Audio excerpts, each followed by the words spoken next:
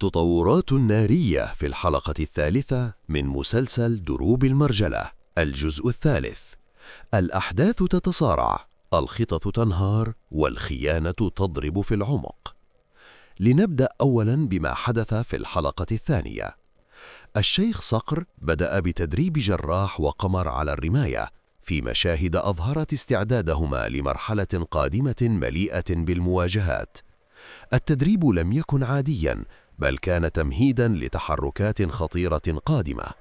وفي الجهة الأخرى بدأت أولى علامات الانهيار داخل عصابة العقرب، بعدما قام أحد أفراد العصابة بسرقة جميع الأموال والذهب من مخبئهم السري. خيانة مفاجئة هزت ثقة العقرب برجاله ومهدت لصراعات داخلية خطرة. أما في الحلقة الثالثة فالتصعيد كان أكبر. الخطة التي كان يخطط لها الشيخ رشاش بالتعاون مع فزاع وعصابته للاستيلاء على معدات من الأطقم العسكرية التابعة للدولة فشلت فشلا ذريعا. العملية لم تسر كما خطط لها، والمواجهة انتهت بخسائر وانسحاب مفاجئ.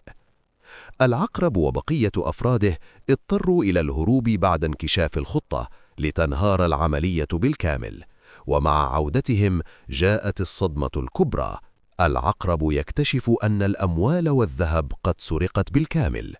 الضغوط تتضاعف والغضب يشتعل. فزاع ينفجر غضبا ويصرخ في وجه العقرب، محملا إياه مسؤولية فشل المهمة ومتهما إياه بسوء القيادة والتقصير.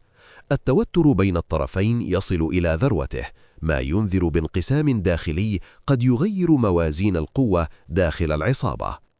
وفي خضم كل هذا لا ننسى المواجهة المصيرية التي تعرضت لها رشة بعد اشتباكها مع العقرب وعصابته. وبعد نفاذ ذخيرتها ومحاصرتها يتدخل الشيخ صقر في اللحظة الحاسمة وينقذها قبل أن يفرض سيطرته على الموقع ويجبر العصابة على الفرار.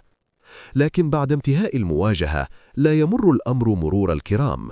الشيخ صقر يواجه رشة ويعاتبها بشدة على خروجها وحدها، خاصة بعد أن علم بالأمر من قمر وتأكد من زوجته أنها ليست موجودة في الديرة. الأحداث الآن تقف عند مفترق طرق خطير. خطة فاشلة، أموال مسروقة، توتر داخل العصابة، وإنقاذ في اللحظة الأخيرة. فهل نشهد صراعا داخليا بين فزاع والعقرب؟ ومن هو الشخص الذي سرق الذهب؟ وهل ستكون المواجهة القادمة أعنف؟